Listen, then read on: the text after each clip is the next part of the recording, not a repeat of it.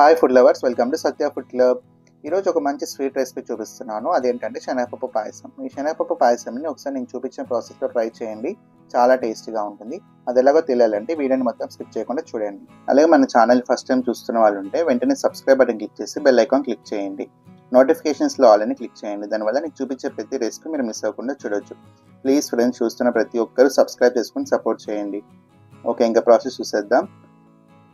ముందు వచ్చేసి ఒకసారి ఇంగ్రీడియంట్స్ అన్నీ చూసేయండి. నేను ఇక్కడ వచ్చేసి ఒక గ్లాస్తో శనగపప్పు తీసుకున్నాను. సేమియా వచ్చేసి ఇదే గ్లాస్తో హాఫ్ కప్ అనమాట. అలాగే ఇంకా నెక్స్ట్ వచ్చేసి సగ్గు బియ్యం వచ్చేసి ఒక పావు గ్లాస్ అనమాట. ఇదే గ్లాస్తో పావు గ్లాస్ తీసుకోండి. గోధుమ రవ్వ కూడా ఒక పావు గ్లాస్ అయితే సరిపోతుంది. ఇంకా నెక్స్ట్ వచ్చేసి బెల్లం అనేది ఈ గ్లాస్తో నేను ఇక్కడ 1.5 గ్లాస్ తీసుకున్నాను. స్వీట్నెస్ ఇంకా ఎక్కువగా కావాలనుకుంటే 2 గ్లాసెస్ కూడా వేసుకోవచ్చు. ఇప్పుడు ఇది వచ్చేసి ఎండు కొబ్బరి ఒక పావు కప్ అనుకోండి.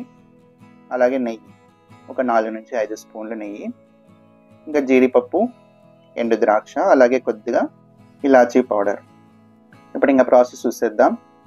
ముందుగా నేను ఇక్కడ శనగపప్పుని కుక్కర్లో వేసుకొని ఒక 2 నుంచి 3 సార్లు బాగా వాష్ చేసేసేయండి.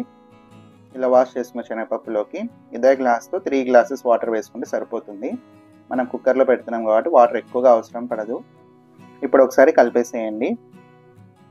ఇప్పుడు ప్రెషర్ కుక్కర్ పైన లిడ్ క్లోజ్ చేసి స్టవ్ పైన పెట్టేసి మనకి ఒక 4 నుంచి 5 విజిల్స్ వచ్చేంత వరకు కుక్ చేసుకుందాం.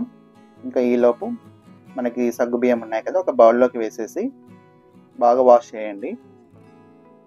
ఇట్లా వాష్ చేసుకున్న సగ్గు బియ్యంలో ఒక గ్లాస్ వాటర్ వేసుకుంటే సరిపోతుంది. మనకి సగ్గు బియ్యం అనేవి ఒక 20 మినిట్స్ అయినా నానబెట్టుకోవాలి. చూడండి, మనకి ఒక 4 to 5 విజిల్స్ మీడియం ఫ్లేమ్లో రానివ్వండి. ఇంకా నెక్స్ట్ వచ్చేసి ఒక ప్యాన్ పెట్టేసి చిన్న ప్యాన్లో ఒక 2 స్పూన్స్ నెయ్యి వేసుకోండి. ఈ నెయ్యి కాస్త హీట్ అయిన తర్వాత ఇందులోకి సేమియా ఉంది కదా, పావు గ్లాస్ సేమియా వేసేసి ఇలా లైట్ గోల్డెన్ కలర్ వచ్చేంత వరకు ఫ్రై చేసుకోండి. ఇప్పుడు అది పక్కన పెట్టేసి మళ్ళీ స్టవ్ పైన ఒక ప్యాన్ పెట్టేసుకోండి. మనకి సగ్గు బియ్యం 20 మినిట్స్ నానాయి కాబట్టి ఇప్పుడు ఉడికించుకుంటే సరిపోతుంది. ఒక 60% వరకు ఉడికించుకోండి. అది కూడా పక్కన పెట్టేసేయండి. ఇప్పుడు ఇంకొక ప్యాన్లో నేను ఇక్కడ బెల్లం తీసుకుంటున్నాను. ఇందులోకి మనకి వాటర్ వచ్చేసి బెల్లం మునిగేంత వరకు వేసుకుంటే సరిపోతుంది. ఎక్కువగా అవసరం లేదు. మనకి బెల్లంలో కాస్త డస్ట్ అలా ఉంటుంది కాబట్టి అదంతా పోవడం కోసం ఇలా ముందుగానే కరిగించుకుంటున్నాను. ఇప్పుడు ప్రెషర్ కుక్కర్లో ప్రెషర్ అంతా పోయిన తర్వాత లిడ్ ఓపెన్ చేసి చూద్దాం. ఒకసారి గెరెటతో బాగా కలపండి. చూడండి, శనగపప్పు అయితే బాగా ఉడికిపోయింది.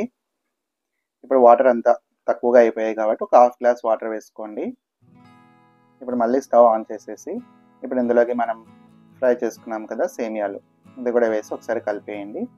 అలాగే ఇందులోకి సగ్గు బియ్యం కూడా ఒక 60% వరకు ఉడికించుకున్నాం కదా, ఆ సగ్గు బియ్యం సేమియాలు కూడా ఇందులో ఇంకొద్దిసేపు ఉడికించుకోవాలి. ఇలా ఉడికించుకున్న తర్వాత నెక్స్ట్ వచ్చేసి ఇందులోకి మనకి పావు గ్లాస్ గోధుమ రవ్వ ఉంటుంది కదా, ఈ రవ్వ కూడా వేసేసి ఒకసారి బాగా కలిపేసి లో టు మీడియం ఫ్లేమ్లో ఒక 3 నుంచి 5 నిమిషాలు ఉడికించుకోండి. ఇప్పుడు ఇవన్నీ ఉడికిన తర్వాత మనం బెల్లం కరిగించుకున్నాం కదా, అదంతా కూడా ఇలా ఒక జాలితో వేసేయాలి. మనకి డస్ట్ అంతా పోతుంది. ఇప్పుడు ఇదంతా మళ్ళీ ఒకసారి బాగా కలిపేసేయండి. ఇంకా నెక్స్ట్ వచ్చేసి ఇందులోకి ఫైనల్గా కొద్దిగా ఇలాచీ పౌడర్ ఉంది కదా, అది కూడా వేసేసి మళ్ళీ ఒకసారి బాగా కలిపేసేయండి. ఇవన్నీ వేసుకున్న తర్వాత ఒక 2 నుంచి 3 నిమిషాలు బాగా మరిగించి ఇంకా స్టవ్ ఆఫ్ చేసేసుకుంటే సరిపోతుంది. ఇప్పుడు మళ్ళీ స్టవ్ పైన ఒక చిన్న ప్యాన్ పెట్టుకోండి. ఈ చిన్న ప్యాన్లోకి ఒక 2 స్పూన్స్ నెయ్యి వేసుకోండి. ఈ నెయ్యి కాస్త హీట్ అయిన తర్వాత ఇందులోకి జీడిపప్పు వేసుకోండి. ఒక 15 నుంచి 20 జీడిపప్పు వేసుకోండి. ఇవి కాస్త ఫ్రై చేసుకోండి. లైట్ గోల్డెన్ కలర్ వచ్చేంత వరకు ఫ్రై చేసుకోండి. ఇవి కాస్త ఫ్రై అయిన తర్వాత ఇందులోకి కొద్దిగా ఎండు ద్రాక్ష కూడా వేసుకోండి. ఇవి 2 ఫ్రై చేసుకున్న తర్వాత ఇప్పుడు ఇందులోకి ఒక పావు గ్లాస్ వరకు మనం ముందుగా ఎండు కొబ్బరి తురుము తీసుకున్నాం కదా, అది కూడా వేసేసి ఒక 2 నిమిషాలు ఫ్రై చేసి ఇప్పుడు ఈ మిశ్రమాన్ని వచ్చేసి పాయసంలో వేసేసి ఒకసారి బాగా కలిపేసేయండి.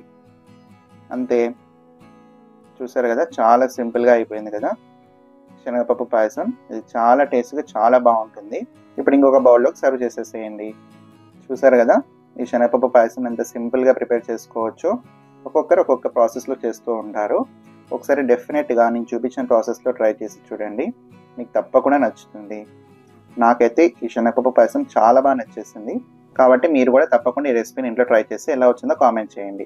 ఇంకా ఎవరైనా ఈ వీడియోని లైక్ చేయకపోతే లైక్ చేయండి. ఇలాంటి మరెన్నో టేస్టీ రెసిపీస్ కోసం పక్కన ఉన్న సబ్స్క్రైబ్ బటన్ క్లిక్ చేసి బెల్ ఐకాన్ క్లిక్ చేయండి. నోటిఫికేషన్స్లో ఆల్ని క్లిక్ చేయండి. దానివల్ల నేను చూపించే ప్రతి రెసిపీ మీరు మిస్ అవ్వకుండా చూడొచ్చు. ప్లీజ్ సబ్స్క్రైబ్ చేసుకొని సపోర్ట్ చేయండి. ఇంకా ఈ వీడియోని మీ ఫ్రెండ్స్ అండ్ రిలేటివ్స్ కూడా షేర్ చేయండి. అలాగే మీకు ఇంకా ఏ రెసిపీస్ కావాలో కూడా తప్పకుండా కామెంట్ చేయండి. Thanks for watching.